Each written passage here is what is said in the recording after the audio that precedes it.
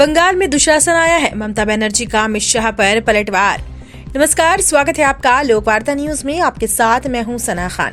केंद्रीय गृह मंत्री अमित शाह पर पलटवार करते हुए पश्चिम बंगाल की मुख्यमंत्री ममता बनर्जी ने मंगलवार को भाजपा नेताओं की तुलना महाभारत के पौराणिक किरदारों दुर्योधन और दुशासन से की है।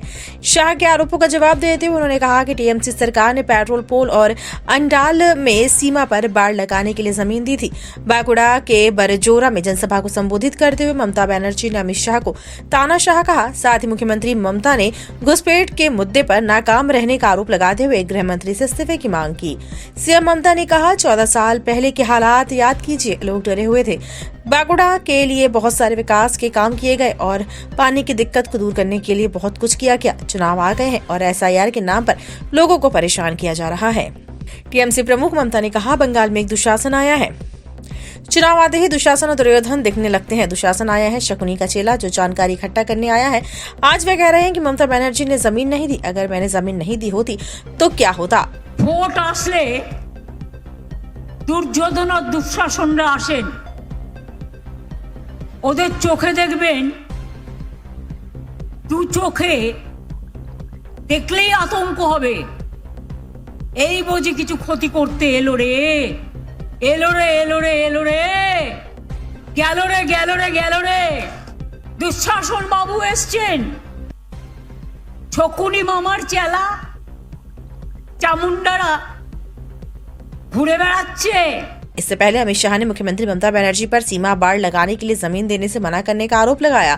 शाह ने कहा कि पश्चिम बंगाल की सीमा से घुसपैठ राष्ट्रीय सुरक्षा का मुद्दा है। साथ ही उन्होंने कहा कि 15 अप्रैल 2026 के बाद जब पश्चिम बंगाल में बीजेपी की सरकार बनेगी तो हम बंगाल की विरासत और संस्कृति को फिर से जीवित करने का काम शुरू करेंगे। ये बंग भूमि हमारे लिए बहुत अहमियत रखती है क्योंकि भाजपा को डॉक्टर श्यामा प्रसाद मुखर्जी ने बनाया था जो यहाँ से एक बड़े नेता थे। उन्होंने कहा कि त्रिपुरा और असम में घुसपैठ रुक गई है जबकि पश्चिम बंगाल में ये जारी है।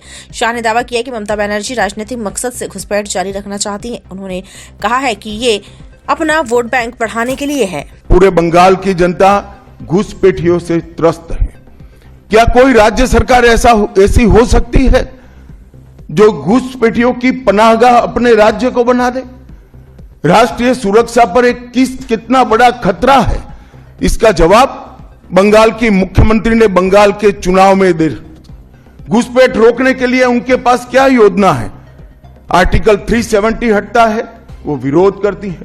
सीएए लाकर बंगाल के शरणार्थियों को नागरिकता देने का हम कार्यक्रम करते हैं, वो विरोध करती हैं। और वो ठीकरा फोड़ते हैं कि बीएसएफ है, वो रोक नहीं रही है।